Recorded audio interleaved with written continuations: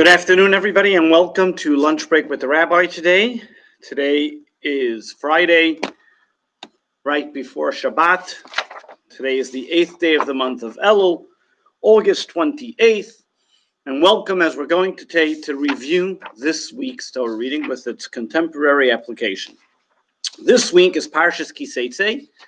Parshas Ki Seitzei is one of the Torah readings that has the most mitzvahs in it. It has 74 mitzvahs stated in this week's Torah reading, and many of the mitzvahs that we find in this week's Torah reading is that Moshe goes on to enumerate to the Jewish people the many obligations that they have once they come into the land of Israel. Starting with the obligation pertaining what happens when they go out to war, obligations concerning the inheritance of the firstborn, the wayward son. He goes on to continue, and we're just going to go quickly through some of the mitzvahs that are mentioned here, and then we'll take a few of them that we will analyze and see its contemporary lesson to today's application. The Torah also tells us about the obligation of respecting a human corpse even after it was punished, and even after it was given a punishment of the death penalty. Still in all, we have to treat the corpse, the individual who has passed, respectfully, as well as the Torah tells us the obligation of returning a lost item. The Torah then continues to tell us about helping another person if you see somebody in need, and his donkey is laden with a difficult load, you should be there to help them. The Torah tells us the prohibition of men wearing women's clothing, women wearing men's clothing. The obligation if we see a bird's nest and send away the mother bird if one wants to keep the little birds, the little chicks. And over here the Torah tells us that when you send away the mother bird and you take the children and care for them, then you will merit long life. Our commentaries tell us that look at the great reward that the Torah tells us, that even when a person wants to have something for himself, meaning that he wants the little birds, all the Torah tells him is to send away the mother bird, and he will merit long life. How much more so to mitzvahs which cost us, mitzvahs which are burdensome, so to speak, for us, how much greater the reward will be. The Torah also tells us the obligation of that when we build a new home, safety measures that have to be taken. For example, a fence around the roof, that one should be careful to ensure that his home and his property is safe. The Torah tells us in this week's Torah reading as well some of the laws which are above and beyond our comprehension, meaning that we do them because they're only laws that Torah told us as a value that connect us with God. For example, the law of planting two different types of fruits together, wearing a clothing mixed with wool and linen, or a donkey and ox plowing together. The Torah tells us the obligation of putting tzitzis on the four corners of our garment, the obligations to cases of where an alleged misfortune happened to a woman or adultery, what those responsibilities and penalizations are in those cases, as well as the Torah tells us the prohibited marriages and prohibited relationships. The Torah tells us of how we as Jewish people have to oblige and respect purity while we are there and making sure that things are done appropriately and modestly. The Torah tells us as well as the laws pertaining the prohibition of slavery, prostitution, charging interest, sacrificial vows, the workers' prerequisites and obligations from employers to employees, the laws pertaining divorce and marriage, army exemptions, collateral, kidnapping, tsaras, which is leprosy, collateral when one takes for a loan, employees' wages and compensations, legal justice, and caring for those that are disadvantaged, how we resolve disputes, that they would go to the Holy Temple and have a rabbinic tribunal to adjudicate what that would be. At times, lashes would have to be given and administered to a person who wouldn't behave. Cases that as well of how we have to treat our animals even when they work for us, and the Levirate marriage. The Torah then continues to tell us we have compensation for embarrassment, which we would call today penalization for any type of defamation of some type of way that may have done. And finally, the Torah concludes with the last few laws pertaining the honesty in business and remembering the terrible things that Amalek did. What we're going to do today is just focus on a little bit of the beginning of the Torah reading and looking at the laws that are mentioned there and seeing its contemporary application that we have and what we can see from seemingly laws that were written many, many thousands of years ago, but see how they actually apply to our day-to-day life. The first thing that the Torah mentions is the law pertaining going out to war. Now, many of you say, who goes out to war today? Yes, there are wars. I'm not in the army. I'm not a Marine. I'm not a sergeant. I'm not whatever it may be. What does this apply to me? As well as the Jewish people, I'm not in the Israeli army. And over here, the Torah tells us about laws going out to war, and it is reminding us of how going out to war doesn't necessarily mean actually waging war with a gun and an enemy, but there's an internal war that every single one of us has every single day of our life.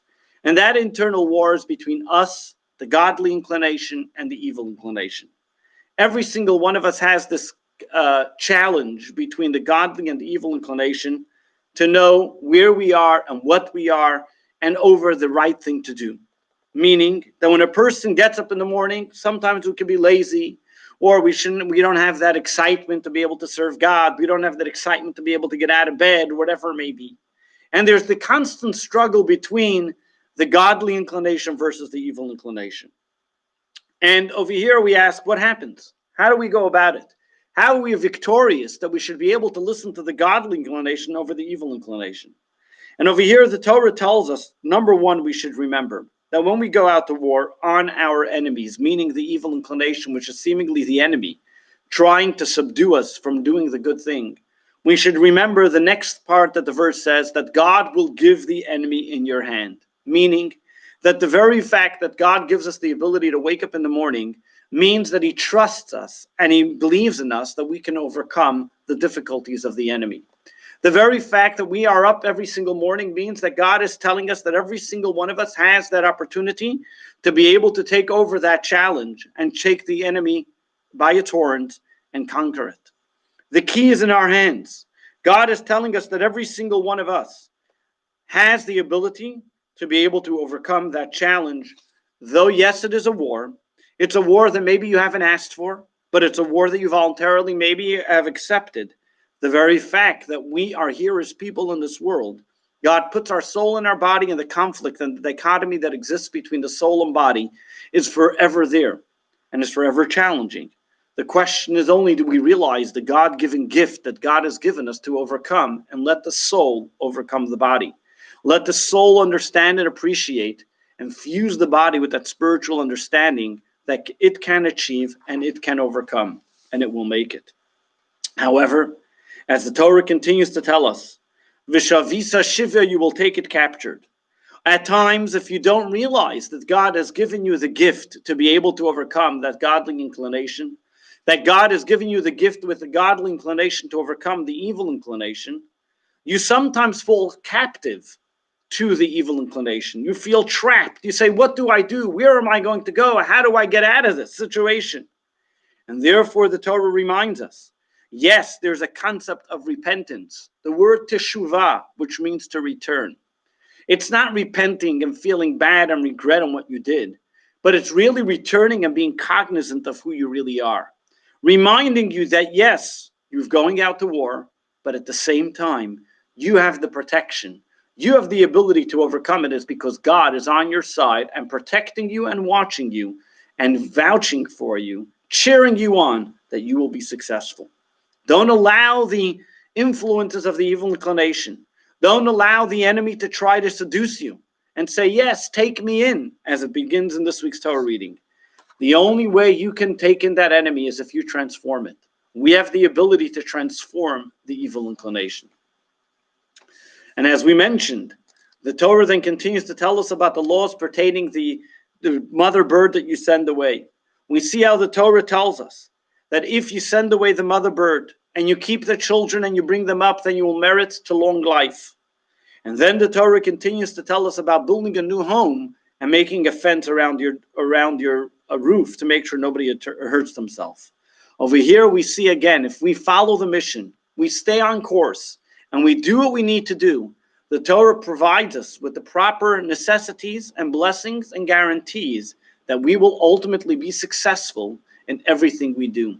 It is only a matter of overcoming the enemy, the evil inclination, not giving in to our inklings and inclinations and our desires, and standing strong and firm and seeing what's ahead. As we know, who is considered intelligent? One who sees what is in the future. That is a person who can be successful. I want to take a moment and look at another mitzvah. It's a seemingly interesting mitzvah that is mentioned in this week's Torah reading. A mitzvah which has never happened and never will happen. However, the Torah tells us about this mitzvah. And the mitzvah tells us about a wayward son. And when one reads the Torah about the wayward son, it seems a little troubling, absurd, and maybe even horrific.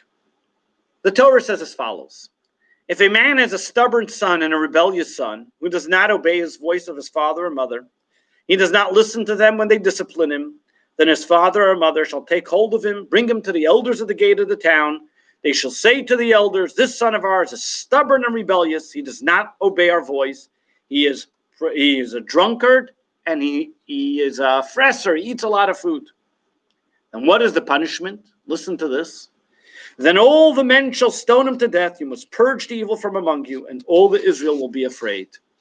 Now the question is, how do you understand this verse? You have over here a child. Let's take a moment and analyze this. You have over here a child who the Talmud explains this child was only 13 years old. At 13 years old, he ate large measurements of meat, was stealing from all the people that were passing by, drank like a drunkard. His parents had zero control. He cursed at his parents. And over here, his parents have to take this child, bring him to the high court, and say, look at our son. We have no control over him. Look at this kid. We don't know what to do. What does the Torah tell us? What's his sentence? Death sentence. We punish him. Now, don't you think it's a little excessive? The kid's only 13 years old. Send him for rehab. Send him for something. Why do we kill him? Now, granted, yes, this has never happened yet, because to be able to fit into this margin of on his 13th birthday, to be able to be so evil and cruel hasn't happened and will probably never happen. But the laws exist in the Torah, and it's there to teach us a lesson. The Talmud says the story never happened and never will happen, but the Torah says it's not only a theory, but it has a practical application. There's an interesting caveat in this whole thing, is that if the parents forgive him, forgive the child, then the child is not liable to capital punishment. Why? Because the Torah says, what's the reason why? The Talmud explains why we give this child capital punishment. Is because we know that a person that behaves such a way on his 13th birthday, and he drinks so much wine, steals from people, and disrespectful, there's no chance for this guy. He's going to end up being a murderer, so might as well get rid of him of his society. But his parents forgive him, then it's okay. Now, what's going on over here? If he's going to be a murderer, what does it help his parents forgiving him? And if his parents don't forgive him, don't we know that now we're in the month of Elul? There's a concept of repentance. Shouldn't we believe that this person's going to repent sometime, some way? Since when does Torah kill somebody based on what's going to happen with him? Yes, right now he's not behaving appropriately as well. But if the rationale is because he's going to become a murderer, the Torah doesn't kill people on such, because we believe in repentance. And what does it help if the parents are going to forgive him? If the parents forgive him, it will stop him from being a murderer. How does that change him? And over here, what the Torah is telling us is a deep lesson in parenting that is so important for every single one of us. That the Torah over here is telling us the connection that parents have with their child. That when a child is disillusioned, when a child is on a wayward path, and a child goes off to do all types of terrible things, and they're disconnected from their parents, then yes, probably, there may not be too much of a choice to this child, and who knows what's going to become of them. But if the parents forgive the child, that means that the child stays connected to their roots. There's still a relationship and a love that the parent has for the child, and the child then eventually will reciprocate. And there will be an ability for this child to transform himself. But if there's no love, if the child is not forgiven, then this child, yes, unfortunately, there's no hope. The Torah is teaching us an unbelievable message. Never, ever give up on your children. Never, ever disconnect from your children. Sometimes we are compelled to break the connection, seemingly to sever the bond, to alienate them, because the relationship is too painful. But the Torah tells us the primary reason for a child ever to come back is because they feel they have a relationship. What that relationship may be, That's a different story for a different time. But at the end of the day, when a child knows they have a relationship with their parent, they will eventually feel the love and come back and repair themselves. I want to conclude today with an unbelievable, touching story that at least touched my heart, and I think will touch yours as well.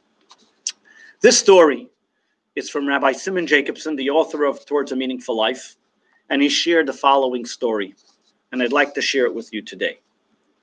He says a number of years ago in one of his weekly classes, he was discussing the fact that every single person and every single entity on earth has an indispensable mission.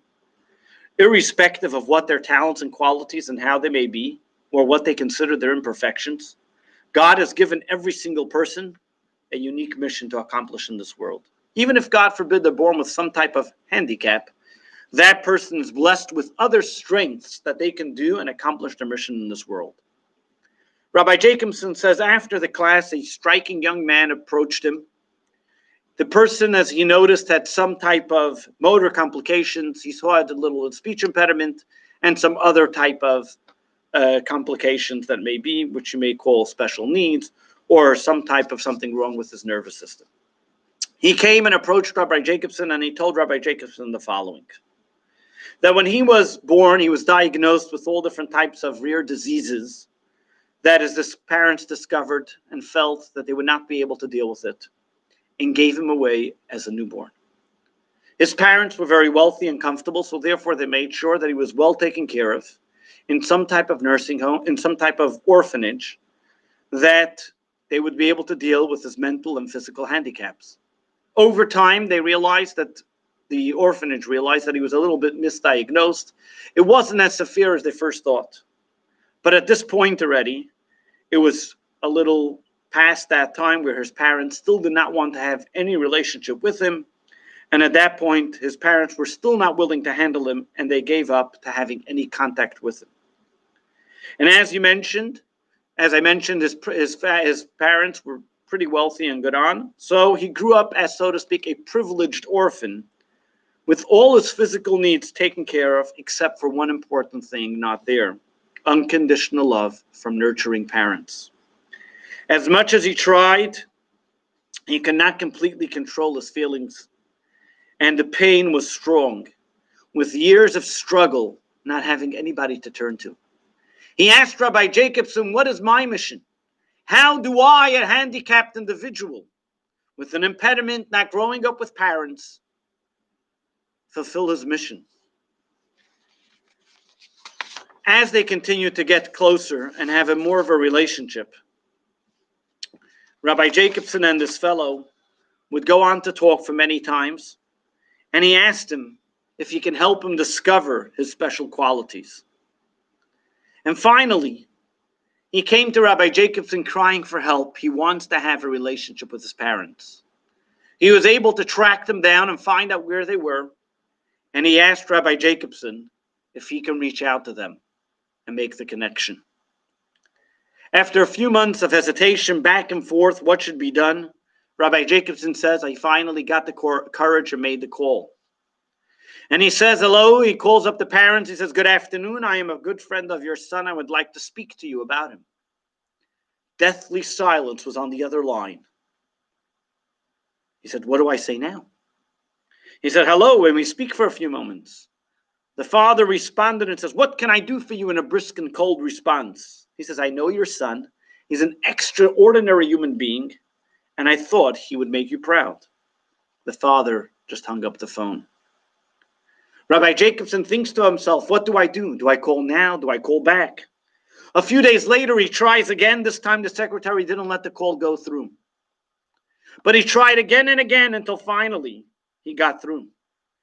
And he said, please understand, it's not my business in meddling. I just believe that it's your duty to meet your son. He's an extraordinary person. You will have a life-transforming event by meeting him. He says, we don't want to talk about it. We don't want to go there. And saying to himself, we buried this a long time ago. Please don't bother us. He says, come on, why don't you think about it? He needs to see you. He wants to see you. So he said, I'll get back to you. A few days later, Rabbi Jacobson calls again. And he says, my wife said she doesn't want to deal with it. She's not able to deal with it, and so on. So Rabbi Jacobson says, you know what? Why don't we meet just you and your son? Your wife doesn't have to be there. He says, no, I'm not ready for that yet. After a few months, Rabbi Jacobson pestering and calling this guy, they finally relented, and they scheduled the fateful meeting. On their insistence, they asked Rabbi Jacobson that he come to the meeting as well. And so it was one afternoon in a posh Manhattan apartment, the table set with some treats, tea and biscuits on the table. Rabbi Jacobson and this young man and the parents were set to meet. They come to the table, everybody sits down, and it's like, a meeting of just regular teas, using the regular special, nothing special talking about. Are you a Yankee fan? What do you eat for breakfast? Where were you all these years? Nothing emotional, nothing sense, how's the weather? Nothing really business talk, as if they were just selling a house and so on. And finally, Rabbi Jacobson says, listen here, your son told me a story. He must have a lot of anger in him. I really don't belong here. Maybe you have also something yourself that you'd like to say. And maybe the two of you can talk it out, and I will leave. And before he was about to leave, this young man turns to his parents and said a few words that can melt your heart away. The young man with a stutter, as we mentioned, he has a speech impediment, and slowly said as follows, Mama and Papa. He worked very hard to say those words, Rabbi Jacobson says. I've never heard him refer to his parents in those words. And he goes to his parents and says as follows, Mama and Papa, I'm not perfect. You too are not perfect. I have forgiven you. Can you forgive me? They all burst out in tears as Rabbi Jacobson made his way out the door to leave. Those few words, Mama, Papa, I am not perfect. You too are not perfect. I have forgiven you. Can you forgive me? That is what the handicapped child asked. Every single one of us, as we approach the high holy days of Yom Kippur and Rosh Hashanah, we know I am not perfect, and people around us, nobody is perfect. But I have forgiven you. Can you forgive me? Can we ask each other? Can we forgive each other and ask each other to forgive us? Going into the new year with a clean slate, God will bless us with a wonderful Shabbos and a long and happy life. God bless you and have a wonderful Shabbos. We'll see you on Monday at 1 p.m. All the best. Good Shabbos.